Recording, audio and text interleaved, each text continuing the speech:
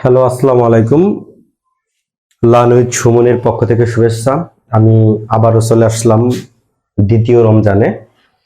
আমি গত ক্লাসে শিখিয়েছিলাম যে আসলে সংখ্যা পদ্ধতি কয় প্রকার, কি কি একটা সারণী শিখিয়েছিলাম। ওটা 2016 সালে সৃজনশীল চালু হয় আইসিটি। সেই বছরই আসছিল 0 থেকে 20 পর্যন্ত দশমিক সংখ্যা থেকে অন্যান্য সংখ্যার একটি সারণী তৈরি করো, যেটা আমি শিখিয়েছিলাম। অনেক স্যার হয়তো বা এটা শিখায় না, কিন্তু তুমি যদি ওটা শিখো তাহলে কোন একটা বোর্ডে ওটা আসছিল, ওটা তোমার কমপ্লিট হয়ে গেল। আজকে আমরা শিখব দশমিক সংখ্যা থেকে অন্যান্য সংখ্যায় রূপান্তর। এখন আমরা একটা জিনিস উপরে লিখছি, একটা হচ্ছে আমি বড় করে লিখতে পারতাম কিন্তু আমি সংক্ষেপে লিখলাম। এটা আমি দশমিক লিখছি, এটা আমি বাইনারি লিখছি, এটা আমি অক্টেল লিখছি, এটা আমি হেক্সা লিখছি। মানে প্রত্যেকটা অক্ষর, প্রত্যেকটা জিনিসের এখানে প্রথম অক্ষরটা আমি নিয়েছি। এটা দশমিক সংখ্যা, এটা বাইনারি, এটা অক্টেল, এটা হেক্সাডেসিমাল। এটার বেস কত 10, এটার বেস কত 2, এটার বেস কত 8, এটা 16। এখন আমি একটা ঘর আঁকাইছি, একটা ঘরের বাহির।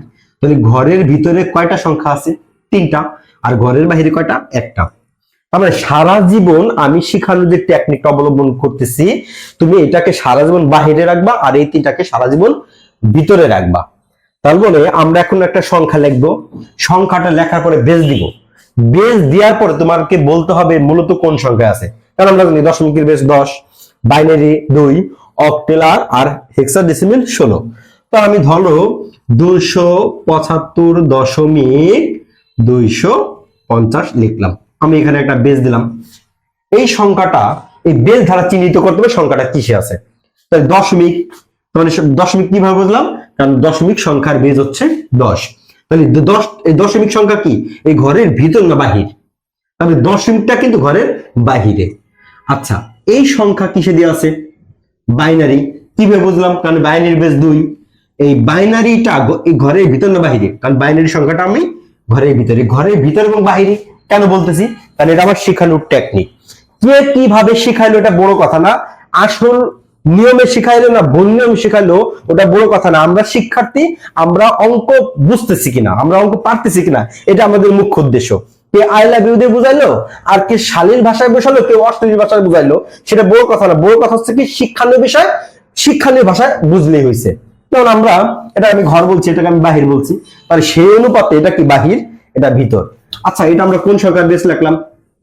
অক্টেল। তাহলে অক্টেলটা কত? ঘরের ভিতরে। এটা আমরা কোন সংখ্যার বেস লিখলাম? এটা হেক্সাডেসিমাল, মানে হেক্সাডেসিমাল ঘরের ভিতরে। তার মানে অঙ্কটা আছে বাহিরে, উত্তর তৈরি করতে বলছে ভিতরে।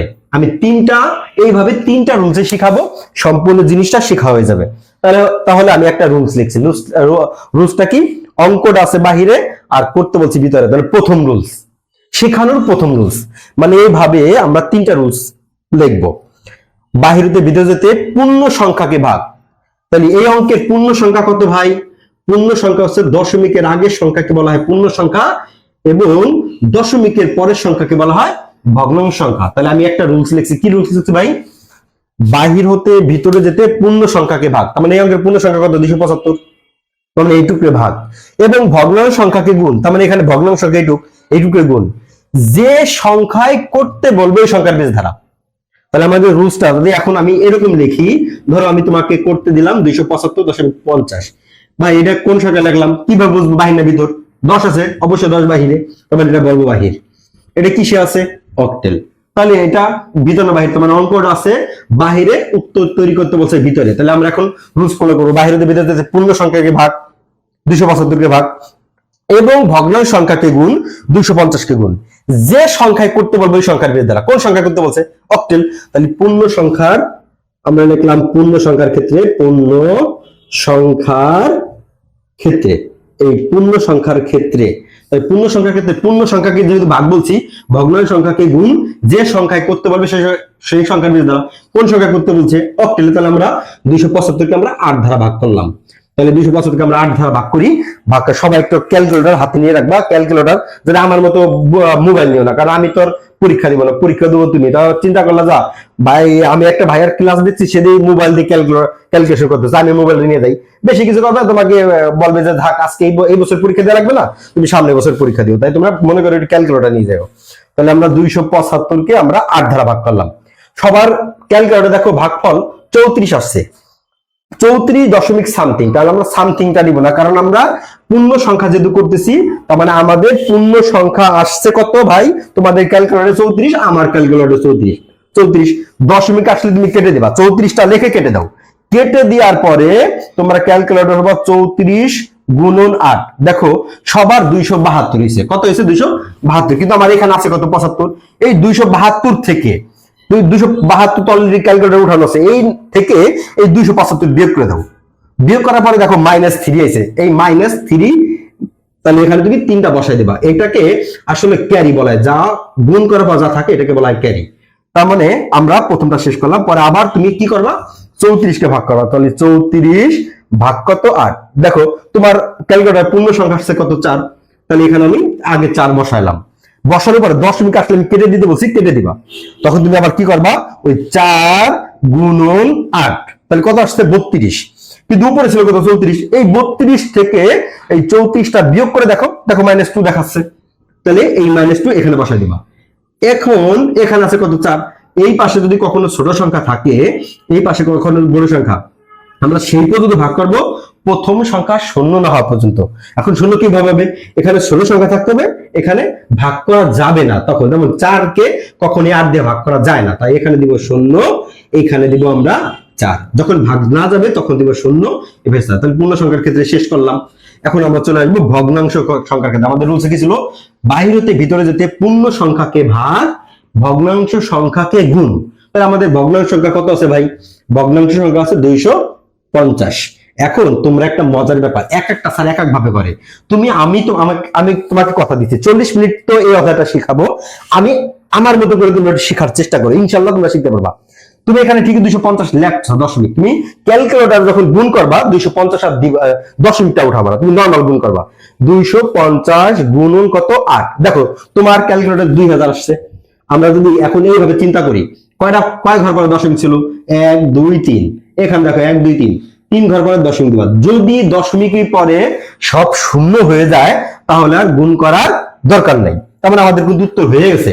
এখন আমরা উত্তর কিভাবে লিখবো, অনেক সারা লেহে LHS এত কিছু ভাই লেখার দরকার নাই, তোমাকে ওই জন্য তোমাকে নাম্বার কাটবে না, তুমি পূর্ণ সংখ্যার উত্তর হবে নিচ থেকে উপরে, এটা উপর হতে নিচে, আর 30 সেকেন্ডে বুঝে দেবো, সারা বুঝে নেবে কি করছে, উত্তরটা তুমি ভুল লিখবে না, 275.250, তাহলে এটা আমরা পূর্ণ সংখ্যার কিন্তু আমি কি বলছি নিচ থেকে উপরে, তাহলে কত 4 2 3, তাহলে কত আসছে উত্তর 4 2 3 দশমিক কত 2।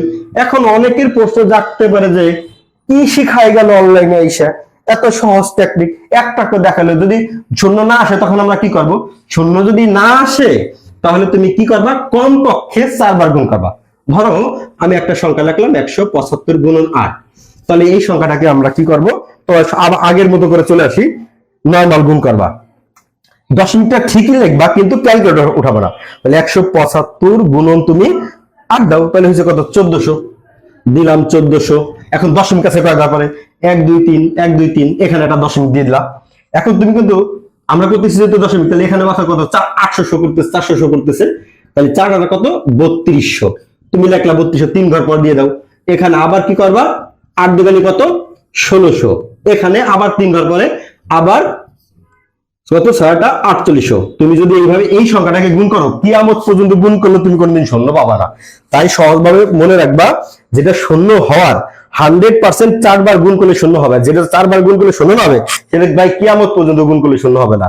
তখন মজার ব্যাপার হচ্ছে কি, মনে রাখবা দশমিকের পরে শূন্য হয়ে গেলে আর করার দরকার নেই, শূন্য হলে কমপক্ষে 4 বার। যদি এই উত্তরটা তুমি লিখতা তাহলে এইভাবে লিখতা 1 3 1 4 ডট ডট ইউজ করবা, কারণ কি এই সংখ্যাটা আরো করা যাবে। এখন আমরা যদি পর্যায়ক্রমে আর একটা সংখ্যা সেম ভাবে করতে চাই, ধরো আমি আর একটা সংখ্যা লিখলাম, সংখ্যাটা কি আমি লিখলাম 985.725, আমরা এটা ভিতর না বাহিরে, এটাকে আমরা জাস্টিফাই করবো। কারণ আমি বলছি রুল শিখাবো 3টা ভাই, ভিতর বাইরে শিখো, 30 সেকেন্ডে সৃজনশীল তুমি বুঝতে পারবাই, গ্যারান্টি দিচ্ছি। তার মানে আমি একদিন পড়াচ্ছি না, আমি পড়াচ্ছি যেদিন আইসিটির জন্ম হয়েছে। আইসিটির জন্ম প্রথম ব্যাচ হচ্ছে 2015 সাল, সেই বছর আর সৃজনশীল চালু করা সত্ত্বেও ক্যান্সেল করে দিয়েছে, 2016 সাল থেকে শুরু হয়েছে। তার মানে আমি সেখান থেকে আইসিটি পড়াচ্ছি। তার মানে আমার আইসিটির অভিজ্ঞতা, কমার্সের স্টুডেন্ট থাকা সত্ত্বেও আইসিটির অভিজ্ঞতা অনেক দিনের। তাহলে এখন যদি আমরা এটা ভিতর না বাহির, অবশ্যই আমার রুলস অনুমতি বাহির, এটা ভিতর। তাহলে আমাদের রুলসে কি ছিল, বাহির হতে ভিতর যেতে পূর্ণ সংখ্যাকে ভাগ, ভগ্নাংশ সংখ্যাকে গুণ, যে সংখ্যায় করতে বলবে সেই সংখ্যা বেশ ধরা। তাহলে এখানে পূর্ণ সংখ্যা 985, তাহলে আমি সংখ্যা লিখলাম, ক দিয়ে বোঝালাম পূর্ণ সংখ্যা। তাহলে 985 কে তুমি এখন 16 ধারা ভাগ দাও। তো মানে 985 কে আমার মতো করে 985 ভাগ কত 16। এখানে পূর্ণ সংখ্যা আসছে কত, সবার দেখো 61 আসছে। 61 লিখে দশমিক আসলে তুমি কেটে দিবা, তাহলে 61 গুণ 16 দেখো আসছে কত 976। এই 976 থেকেই 985 বিয়োগ দাও, দেখবা কত দেখাবে, -9 দেখাবে। তবে এখানে 9 বসা দিলাম। আবার 61 কে তুমি ভাগ দেবা, তাহলে 61 ভাগ কত 16। তাই এখানে পূর্ণ সংখ্যা যা হবে সেটা আগে লিখবা। পূর্ণ সংখ্যা আসছে 3 বসাবা। 3 বসানোর পরে এখন দশমিক আসলে কেটে দিতে বলছি, তাহলে কেটে দাও। পূর্ণ সংখ্যা ছিল 3 গুণন 16, তাহলে হচ্ছে কত 48। 48 থেকে 61 বিয়োগ দিয়ে দাও, কত হয়েছে 13। কিন্তু আমি প্রথম দিন শিখাই, দেখো প্রথম ক্লাসেরটাও আমি এখনো মুছি নাই, এই 13 কিন্তু হেক্সার মধ্যে লেখা যায় না, 13 পরিবর্তে কত লিখতে হয় ডি। এখন এই শূন্যর মধ্যে কি 16 যায়? যায় না। আমি কি বলছি, এখানে ছোট সংখ্যা থাকলে কখনোই ভাগ করা যায় না। তাহলে শূন্য যখন যাবে না, শূন্য আর এই পাশের সংখ্যাটা এই পাশে, তাই পূর্ণ সংখ্যাকে ভাগ আর ভগ্নাংশ সংখ্যাকে গুণ। তাহলে ভগ্নাংশ সংখ্যা কত আছে 725। তাহলে আমরা এইভাবে দশমিকটা লিখবো ঠিকই, কিন্তু ক্যালকুলেটর উঠাবো না। তাহলে 725 ইন্টু 16, তাহলে কত হয়েছে 725। তোমাদের 725 গুণন হচ্ছে 16, তাহলে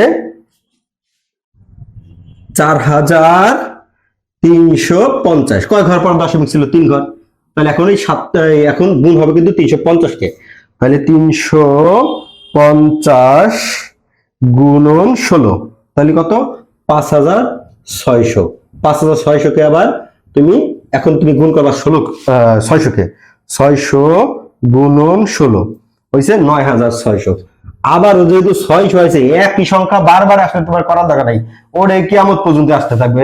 সেই ক্ষেত্রে তোমার না 4বার গুণ না করলে হবে। তাও আমি একটু করে দেখাই দিলাম। তার মানে এটা এখন তুমি কিভাবে উত্তর লিখবা, অতএব 985.725। আমি বলছিলাম পূর্ণ সংখ্যার উত্তর হবে নিচ থেকে উপরে, এটা উপর হতে নিচে। তাহলে লিখবো 3D 9.4599 ডট ডট ইউজ করবা। এখন যদি কখনো পূর্ণ সংখ্যা ভাগ করার পরে যদি দশমিক না আসে, আমরা আবার আরেকটা সংখ্যা দেখি, এটা বোঝানোর মাধ্যমে ইনশাল্লাহ শেষ করে দিব। হয়তোবা মাঝে মাঝে হয়তোবা 10 মিনিটের থেকে একটু ভিডিও বড় হতে পারে। আমি তোমাদের উদ্দেশ্য অবশ্যই 10 মিনিটই, আমি এত কথা না বলে খালি শুধু বোবার মধ্যে খালি শুধু শিখাইতাম, তখন আর তোমাদের কিন্তু ভালো লাগতো না। মাঝে মাঝে প্রেমের রুটের দরকার আছে ভাই, প্রেম ছাড়া লাইফে কিছু হয় না।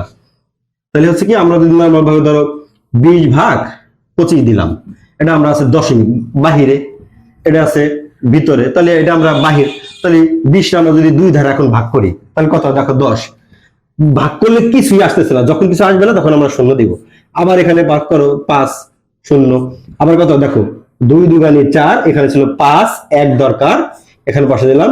তাহলে 2 1 কে 2, এখানে হলো 0 মিলে গেল, এখানে যায় না বিদায় 0, এখানে তোমার 1। তাহলে পূর্ণ সংখ্যাকে ভাগ, ভগ্নাংশ সংখ্যাকে গুণ। দেখো তুমি নরমাল গুণ করো, 25 2 কত 50, 2 ঘর পর দশমিক ছিল 0, আর এখানে আছে তোমার হচ্ছে 50 2 কত 100। দেখো দশমিক ঘরে মিলে গেছে, আর করার দরকার নেই। তাহলে আমার উত্তর ছিল 2.25। তাহলে হচ্ছে তোমার, আমি উত্তরটা নিচে উপরে লিখে দিচ্ছি। দেখো আমরা যদি এটা লিখি, তাহলে নিচ থেকে উপরে যদি লিখতে চাই, আর এটা উপর হতে নিচে যদি লিখতে চাই, তাহলে কি হবে দেখো 1.0 দশমিক উপর হতে নিচে 0.1। কিসে করলাম ভাই, আমরা বাইনতে করলাম। তার মানে আমাদের কিন্তু অলরেডি প্রথম ক্লাসটা ইনশাল্লাহ শেষ হয়ে গেল শিখার। তাহলে আমি 3টা নিয়ম, দেখো ভাই 3টা নিয়ম শিখাইলাম, তোমরা একটা কাজ করবা। এখন কথা হচ্ছে কি, গার্লফ্রেন্ড ওই যে পার্কে হাত ধরে বলছিল 5 বছর আগে, কি কথা সেটা ঠিকই মনে আছে। আর ভাইয়ার 3টা রুলস মনে থাকবে না, এটা তো আসলে সম্ভব না। 3টা রুলস মানে যে বাহিরের ভিতর, নেক্সট দিন শিখাবো ভিতর দিয়ে বাহির আর ভিতর ভিতর, তখন শিখানোটা শেষ হয়ে যাবে। দেখো সেম টু সেম একটা স্যার যখন ক্লাস নিবে এই সেম কথাগুলোই 10 দিন 12 দিন কাটায় দেয়। আর তো সৃজনশীল, অনেকে সৃজনশীল কত ভালো বোঝো, তুমিও ভালো বোঝো, আমিও ভালো বুঝি, যার যার অবস্থান থেকে সে ভালো বুঝতেছে, আসলে আমি কতটুকু বুঝি। তাই মাত্র 40 মিনিট সময় দাও, ইনশাল্লাহ সব শেষ হবে। ধন্যবাদ, আজকে এই পর্যন্ত। ইনশাল্লাহ তৃতীয় রমজানে দেখা হবে। তোমরা কিন্তু একটা কথা হচ্ছে কি, রোজা থেকেও, কিন্তু রোজা না থাকলে কিন্তু হবে না, রোজা থাকতে হবে। এই যে দেখো আমি রোজা থেকে আমি পড়াচ্ছি, তাই তোমাদের তো রোজা থেকে অবশ্যই অবশ্যই ভাই বোঝা লাগবে ভাই, কি মরা তো লাগবে ভাই। এই পেন পিরিয়ড দিয়ে কাজ হবে না, এই লেখাপড়া, এই সার্টিফিকেট সুন্দরী বউ, আর কিছুই না ভাই। ধন্যবাদ।